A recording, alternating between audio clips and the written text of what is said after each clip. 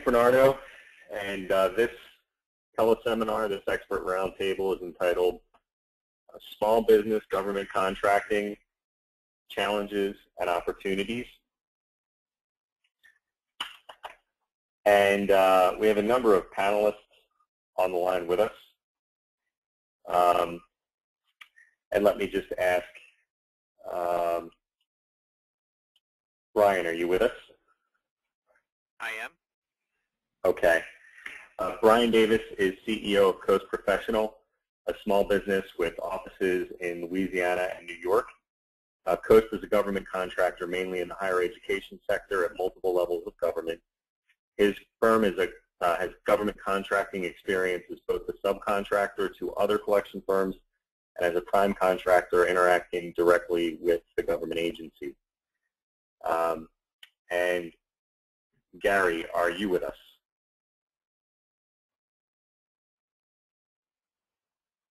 Gary Hopkins? Yes.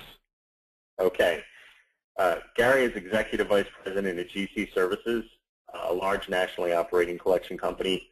In addition to his current involvement in government contracting issues with his firm, Gary has previously been the Collections Director of the Borrower Services Division of the U.S. Department of Education.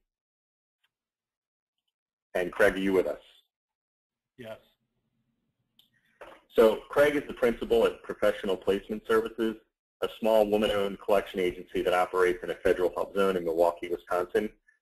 PPS does business with a large number of local and state clients in the upper Midwest. And Don, you're there? Yes, I am. Okay. Don is president of Automated Collection Services out of Nashville, Tennessee. Throughout his career, Don has dealt with government contracting issues as an executive with both small and large companies, including one that started small and grew to become much larger. And Dexter, you're with us? Yes, I am. Okay, and Dexter is president at Credit Adjustments. His company has offices in multiple locations around the country, but is headquartered also in a federal hub zone in rural Ohio.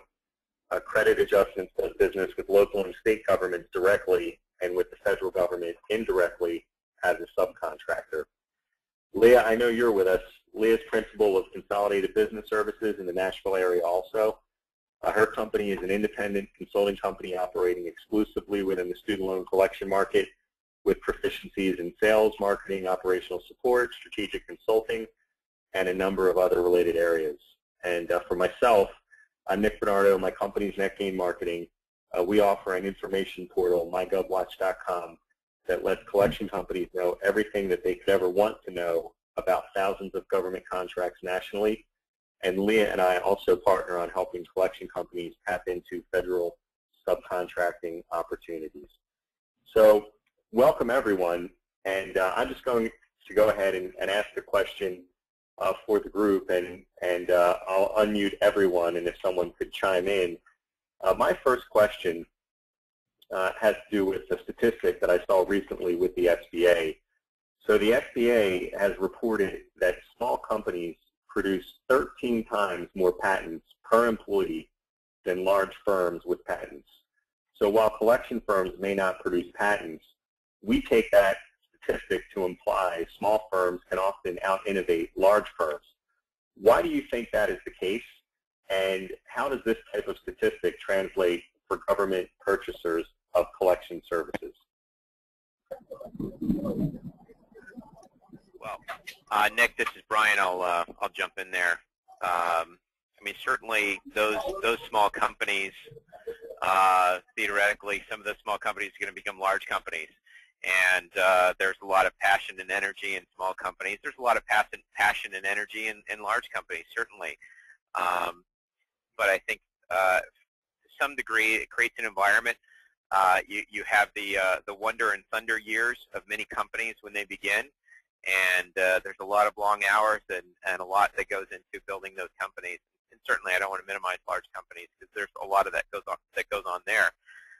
But those small companies will one day become, some of them will one day become those large companies. They're large companies in the making. So certainly there is that aspect, and I think there's a bit of we can beat the big guys. I know that we certainly, as we've grown through and grown as a company, we've competed. Typically, our competitors are large companies and are larger companies. We've taken the approach that we may not be an enterprise, top 10 size company at this point, but that's our goal. So in order to be that, we need to act like that, behave like that, and compete like that. So I think in some small part, those companies are big companies, just at an early stage.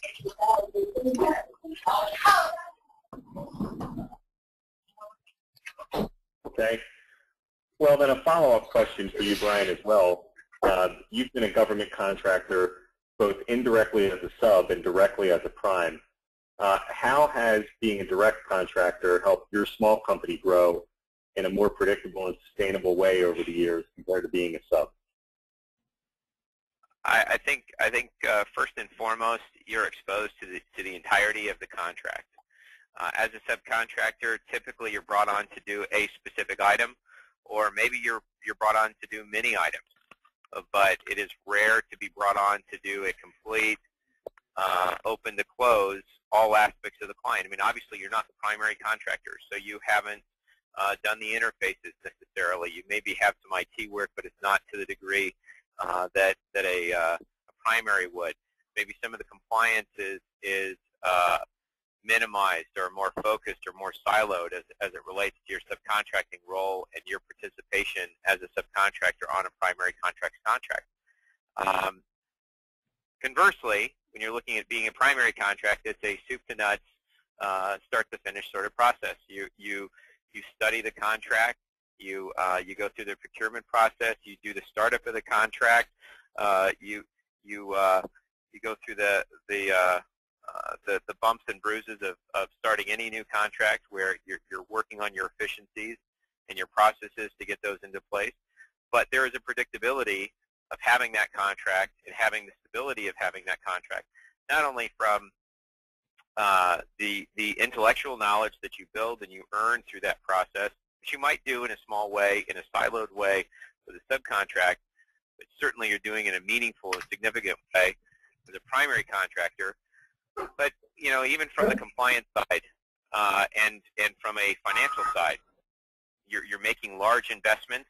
And as a primary contractor, I mean, speaking of the financial side, you have the ability to go and seek that financing if necessary. To say I am a contractor, whereas a subcontractor, you don't really have that ability. If you needed to get some sort of financial assistance to ramp up a contract, it's much more difficult as a subcontractor to go out and say I need money for this contract that I'm working in part on, as opposed to saying I've been awarded this contract and this is what I need. I need to build my infrastructure to do that.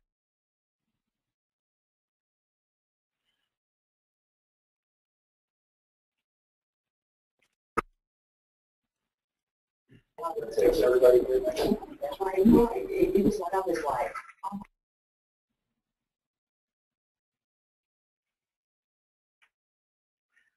Did that do it for you, Nick?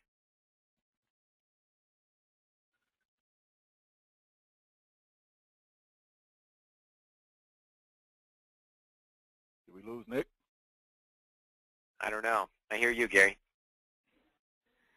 Ryan, I think we might have lost Nick for a minute.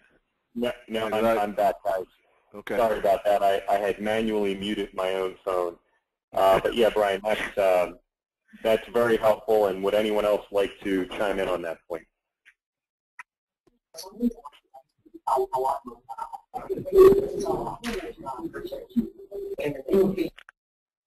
Okay. Well, then what we'll do is I'll ask Craig a question, and Craig maybe just can take the conversation in a different direction. According to the SBA, small businesses represent 99.7% of all employer firms. But when you review the last 100 or so contract awards made to collection companies at mygovwatch.com, at the state and local level especially where you operate, small companies do not win anywhere close to 99% of the contracts. So why do you think state and local governments tend to go large? And what do you think are the disadvantages to a government entity in hiring large firms more often than small firms? Yeah, I think some of the that question also relates to some of the other areas in our industry, like medical and bank and card, where some of the barriers to entry for smaller firms. Certifications is one area. A smaller firm may not have the certifications that a larger firm has, whether it be the SOC, the new SAT 70, the PCI compliance. So those types of certifications are typically a lot harder, more challenging to get for a smaller firm. Licensing requirements is another aspect that it's harder for small businesses to make sure that they have all the licensing requirements that are needed in our industry from state to state. Many states require having to go take a test, and different requirements from every state. Another portion of it is obviously rates. Larger companies can often bid lower rates than smaller companies. It's easier for a larger firm to incorporate a new contract, implement a new contract, with economies of scale throughout their staff size. So I think it's our job as small businesses to really educate some of the advantages of being a smaller business in the collection market. Typically, you see better recovery rates, better customer service. And I think that's something that we all have to strive to do as smaller businesses, is educate. Would anybody like to expand?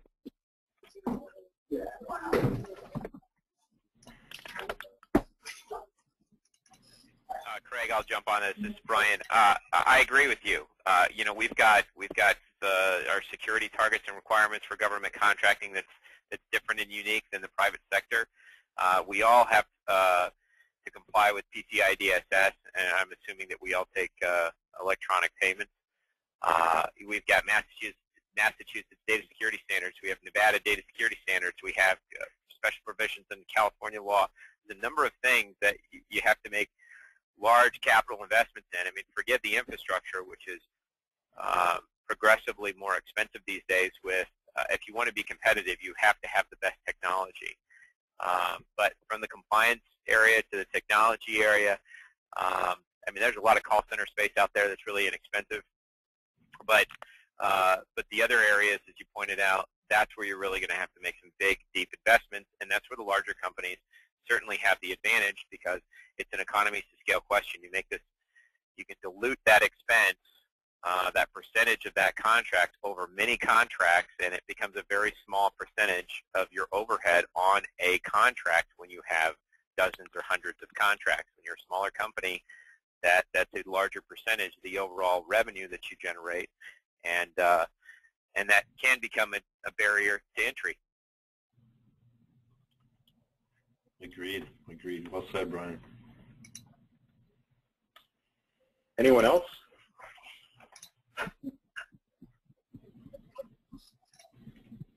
Okay.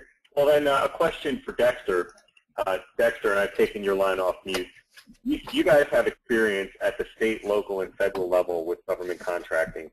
What are the challenges small businesses face in implementing government contracts, and what is it about small business owners that may give them the extra ability to overcome those kinds of challenges? Well, that's a great question, Nick. And before I give that answer, I wanted to first take a moment and thank you and Leah for hosting this call, as well as the other industry colleagues on the call and those listening in. Now, to answer your question, I believe that before you can talk about the challenges faced in implementing a contract, you have to look at access to contracting opportunities. Small businesses really are not looking for a handout, we're just looking for a hand up. And I applaud Ed for having implemented the set-aside format in contracting over the past few years, and it's been a great success.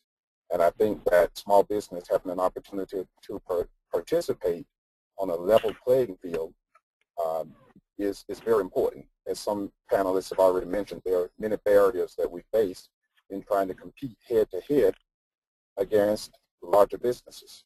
And so when you have that set-aside in place, it encourages an organization to do what's necessary as a small business to put themselves in a position to gain access to contracts at local, state, and federal level. And I also encourage local, state decision makers across the nation to look at what Ed has done with this model of set-asides, and some have, but I think there is a great opportunity to increase that, and I think set-asides for small businesses should be a staple in all RFP contracting opportunities across the nation.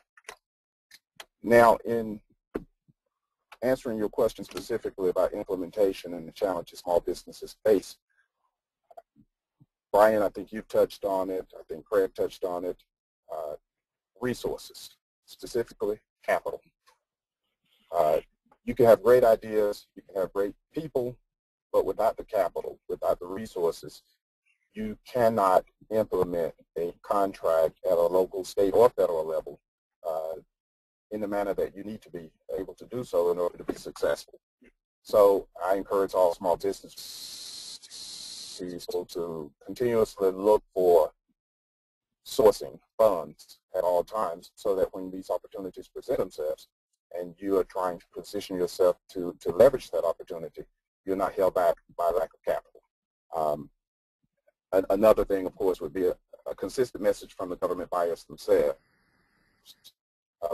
Small business people, we're targeting a particular opportunity that may be on the horizon, and we look at what those rules are, and we say, okay, they're going to look for this type of certification. I think Craig touched on that as well. And you position yourself, you spend money, you spend time, resources, qualifying for that particular certification, and we just simply ask that at the 11th hour, the rules don't change, because you impact businesses, small businesses specifically, of course, large businesses as well, but we have made decisions and we've invested lots of resources based off of the information that we have for years, and we go down a certain path and then we find out that perhaps that's not the path you needed to be on because someone maybe arbitrarily changed those rules of engagement.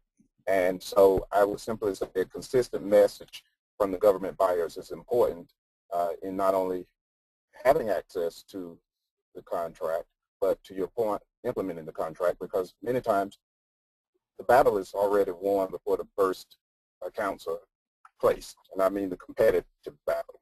We're all competitive by nature, and that gets back to the other point that you raised in your question to me, and that is, what is it that entrepreneurs have or small business decision makers have in terms of our ability to really get in there and do something different from perhaps large business decision makers, and that is the entrepreneurial spirit. I think they have it, but it takes a certain type of mentality, if you will, maybe idiocy is a way of doing it, to go out there and put it all on the line, to take a risk, to build a business. And I think that that's a consistent thread in the fabric of small business owners, that we're willing to take that risk and create an opportunity and an environment to be able to bring staff aboard and to provide a quality workplace and best jobs, and to try and provide a good service to the client. When you take care of that, the money will follow. So I think that at the end of the day, we as small businessmen and women are just looking for an opportunity to be able to build a business, know what the rules are, have equal access to the opportunities that are out there, and a level playing field. Anyone want to add to that? Yeah, this is Don. This is Don. I'd like to add to it, Dexter. One of the things I think is education, or the lack of education on the part of state, municipal, and other entities in using small businesses. And while many of them have the minority, women-owned, disabled, veteran-owned business requirements, I believe that from my experience, they're not educated enough in the benefits of using small businesses and how best, rather, to utilize small businesses in their contracting. And I think that some emphasis in that part, either through continuing education at other conferences, would be helpful for specific small business presentations. there's a significant amount of effort, it seems, coming from entities to small businesses to try to get them in, but I don't believe they have the expertise in knowing how a small business can best be utilized.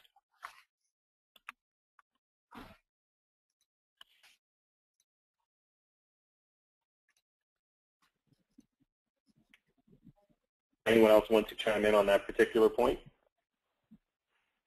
Well, just to complement, hopefully complement what Dexter and Don have just said, the small business opportunities, certainly, when Dexter said that, that's certainly something that is very, very important. Access to small business opportunities.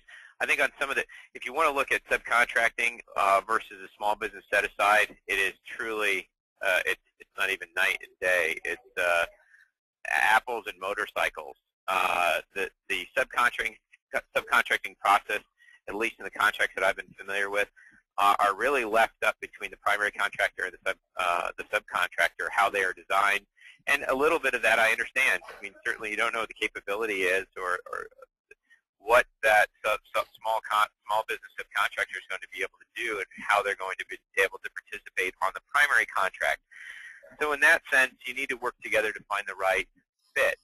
However, also in that sense, you're not fully preparing those subcontractors to work their own contract. You are, in a sense, and depending on the relationship between the prime and the sub, that can be meaningful. It can also not be as meaningful and not prepare that company to one day pursue or be a resource for whichever government contracting organization that's providing the primary their contract. So, and so you compare that to the small business set-aside that we're currently participating on a government contract, and that is a soup-to-nuts process that prepares us. The only thing that's different is scale. And so that prepares us to be a participant on larger contracts and having that small business set-aside or having that small business process where you're a full-fledged primary contractor, albeit on a small business set-aside project. You are prepared to one day participate in a meaningful way on a primary contract or on an unrestricted contract. So I think that's an important distinction between being a sub and being a small business set-aside, and the relationship is key in being a sub versus being a prime small, and then maybe even an unrestricted depending on your contract type. This is Brian. Hey, Brian, can I just have a comment on that? I think from my experience in both being on both sides as a small and a large contractor on government contracts, and I agree with what you're saying, but I think that the key thing is that having the program set up to foster the growth of the small business and to help them be successful. I'm afraid that many large businesses view it as a necessary evil to bring a small business on in order to be able to have satisfy contract requirements, as opposed to truly adopting them, if you will, as a business partner. And clearly, we've seen examples of large businesses who, frankly, in my opinion, mistreat small businesses and don't give them the right opportunity going forward. So I think there has to be care given to how the contracting process works. There's been some recent municipal bids coming out where they ask for small business participation, but they leave it up to the large business to execute how that works and the participation, and not necessarily the underlying business partnership.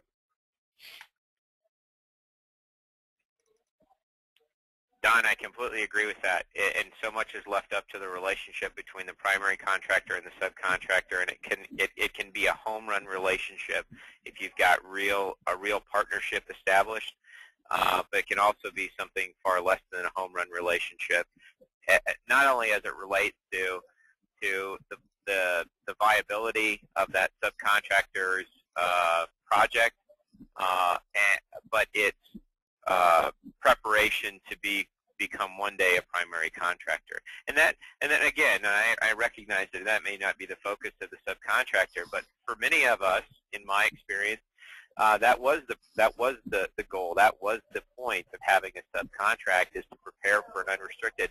And we were very fortunate in the relationship that we had to prepare us for that transition to becoming a primary, and that we're very fortunate for that. But you're absolutely right. It's not there. It doesn't exist necessarily, that infrastructure to say, if you're a subcontractor, this is exactly how you'll be treated, this is how the process works, and this is how things will proceed. I think that you're absolutely right, both of you. I think you're onto something, both Brian and Don.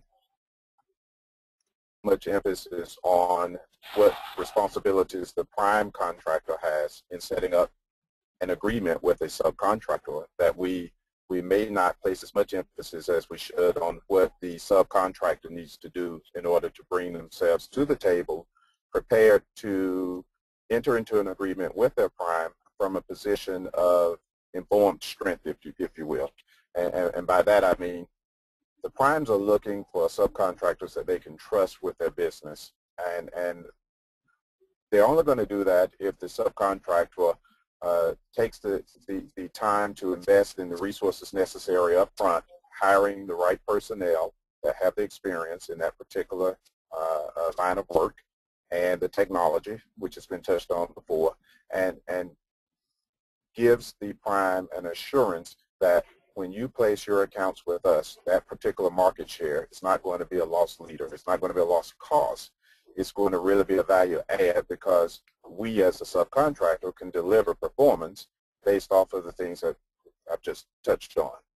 And so in my particular organization, we've been fortunate to have aligned ourselves with primes that trust us and understand what our capabilities are. And so in that instance, I can say that it's a real positive relationship. And I think someone else mentioned it has to be a partnering arrangement.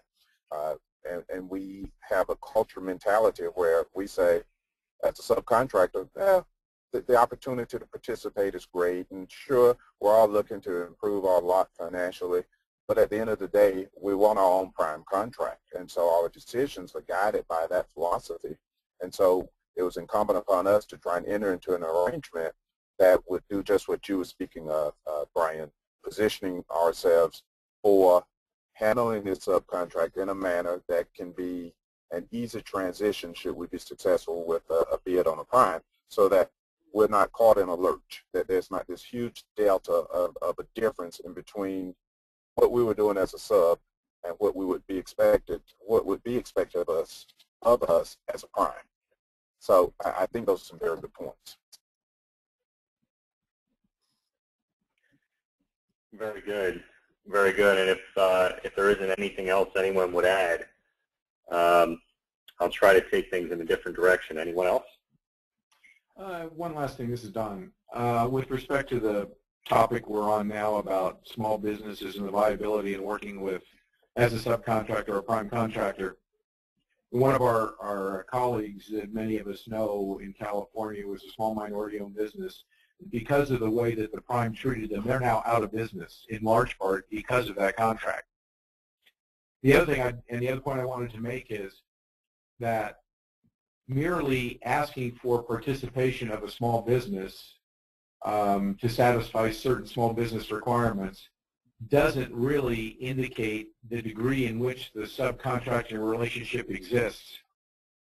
And in many respects, expecting the small business to report back on the success of the relationship is like telling the child to tattle on the mom and dad, rather than taking a look at fundamentally how the relationship works. So it isn't self-policing. It really requires some oversight and viewpoint to ensure that the small business is being fostered in the right way to grow. And I fully endorse the use of small businesses. We've had successful, both being one and a large business, we've had successful relationships with small businesses, which we endorse. And I believe from that perspective, it can be a very positive thing if it's done the right way.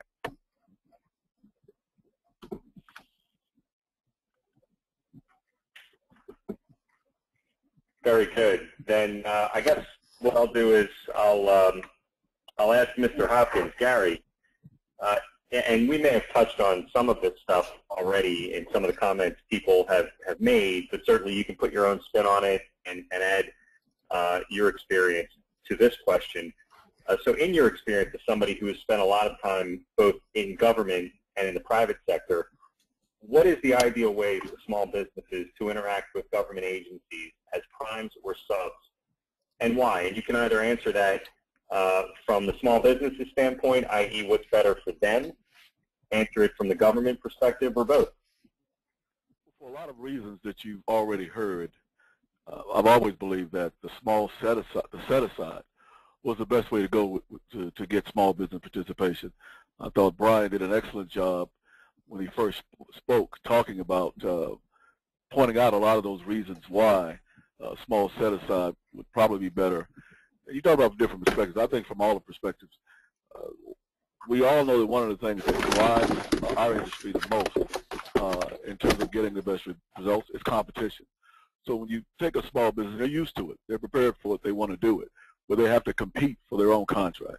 And then they have to compete for the work. Then you're going to get what the department used to talk about a lot and government agencies talk about more, is you want to not just get small business participation, but you want to get the best small businesses. And you want them to get that experience, as Brian and some others were saying, of doing the entire spectrum. And you lose a lot of that when you sub. Another important point to make is that getting that direct relationship between the small and Department of Education or whoever the contractor is. So many times we've seen, and this goes kind of to the question of maybe innovation, you're small, if you're a sub with a prime, you're sort of reluctant to go out there. You feel like you have to, before you speak up, let me check with my prime to make sure that I'm not speaking out there, or to make sure that I'm not saying anything that they won't like. You go to the meetings, and I know that some of our small partners have things to say and things to add, but unless you're a Don Taylor or a Dexter, you're kind of reluctant to do that until you've spoken to your prime. And in terms of getting, again, building that relationship with your client, you don't get to do that from that sub position. Again, you pretty much have to go through, or feel like you need to go through your prime, or if you don't, you're kind of going behind their backs. And again, going back to that question of innovation, you almost have to do things the way your prime wants you to do them. And that kind of, as I said, that kind of stifles the innovation you're talking about.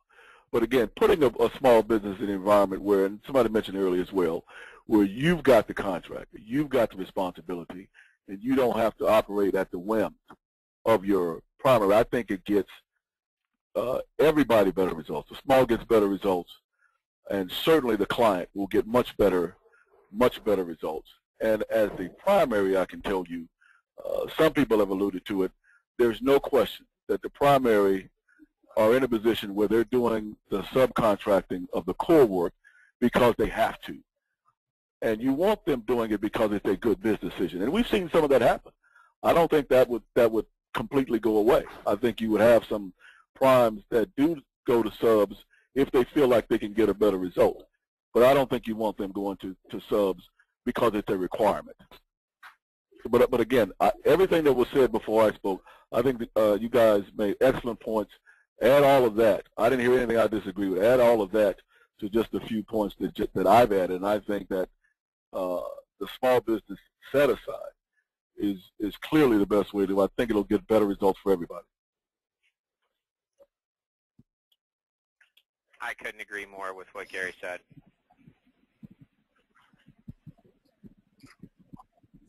Very good, very good. And Don, you've presided over companies that have started as small companies and have gone on to become very large.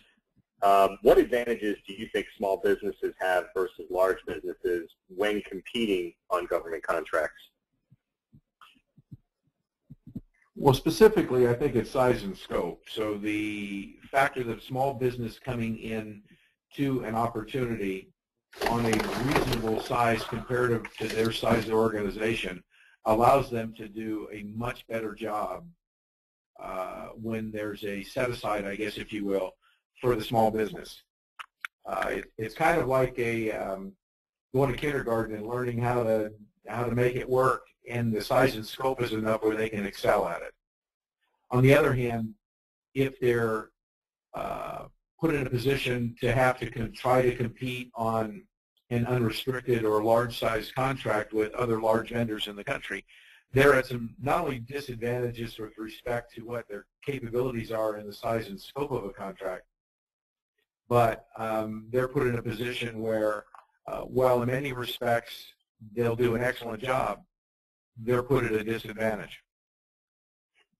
One example I can use of, as you know, one of the companies that I was with, we were a small contractor and then graduated to a large contractor, and we were much better prepared to be able to excel going forward on the following contract unrestricted than we were if we had made the jump blind into that as a small business.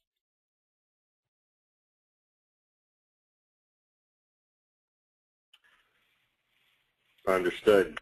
Understood. And I guess, and this is really a question for anybody in the audience, and hopefully someone will jump on it. The SBA also reports that small companies have generated a majority of all new jobs over the past several years.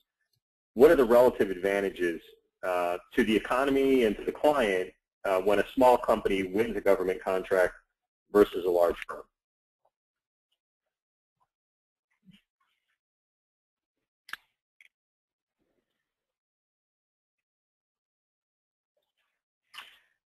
Nick, this is Don again, let me add in on that. Clearly what you find in the small business entrepreneurial spirit is that many of the small businesses are in a significant growth mode. And because of the fact they're trying to grow their organizations, and oftentimes at a much, at least in percentage, larger scale and double or tripling the size of their organizations, small businesses really do foster a lot of growth in our economy, and I think no matter which article or publicity that you read about it, small businesses are really a major driving force in our economy. So I believe that from the perspective of a governmental contract, while there are some inherent problems, and by that I mean whether you're working in the city of San Francisco and you've got living wages that you have to comply with and things that you need to do to jump through those hoops, whether you're working with the Service Contract Act and issues of that nature where you have pre-prescribed numbers that basically hold down your labor pool because of the mandates that are there. All that aside, small businesses, and particularly if you look at the collection industry of some 6,000 or 7,000 agencies in the U.S., what, 95% of them are small businesses? So clearly there's a lot of opportunity there. And I think that any governmental contract allows businesses to use that as a learning ground to perform very well, and then of course excel and grow within our industry.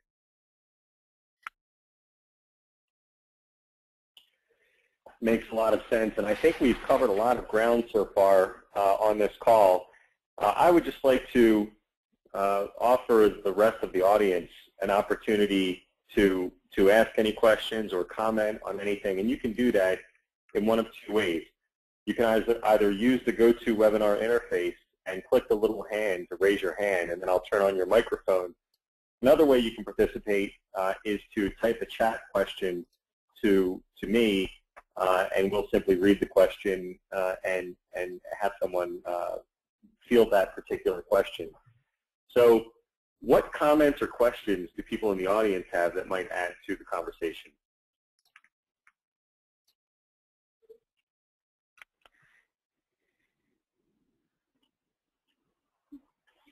We have about a dozen people on the line, and there may not be any comments or questions. Would any of the panelists add anything else to what we said today?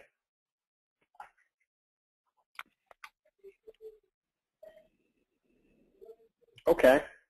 Well, Nick, I would say, I know we didn't have the representative from the department on, but one of the things that's key in terms of meeting our goals and objectives is being real clear about what it is we're trying to accomplish. And I think we need to have a discussion about that with whether it's Department of Education or whoever the prospective client is. The first thing you want to establish is, what are your goals? What is it that you're trying to accomplish? Because I've always believed that if the client, whether it's the government or anybody else, if they share what their goals are and what they're trying to accomplish, then industry can really help them in terms of giving them feedback on what they need to do or how best to meet those goals. Because I'm sure that they feel like what they're doing right now with respect to the ed contract in terms of small business participation, they think it's the best way, to go about it. But I think if we have a conversation with them about what their goals are, again, what they're trying to accomplish, we can give better feedback to them on what's the best way to meet that, or to tell them, okay, if this is what you're trying to accomplish, then the way you're going about it is probably going to get you a different result. You should try it another way. So that to me is huge. Determining from government, from your clients, what's our goal here? What are we trying to accomplish? Very good. Yeah, Gary, I agree. Tell us what you want, and we're very eager to serve it up to you. That's what we're in a service. Everybody on this call, I assume, is listening in. I know all of the panelists we're in a service industry.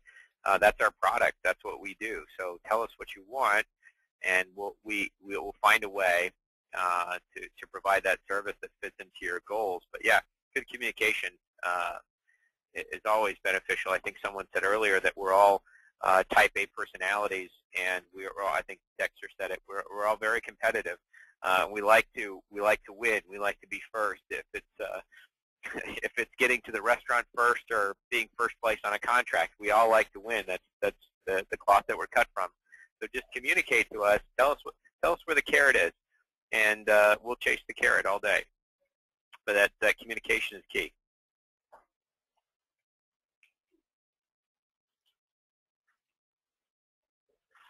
Well, good stuff, folks. We certainly appreciate your participation in today's call, and I'll thank Brian and Dexter and Craig, Leah, Gary, and Don for joining us today, and all of the attendees in the audience. And I don't see any hands raised, and I don't have any additional questions. So with that said, I'll just encourage everyone to look for a press release probably early next week with instructions on how you can share this link with others and listen to it again or share it with your colleagues. So if there's nothing else, then we thank you for your participation and have a wonderful afternoon. Thank you. Thank you.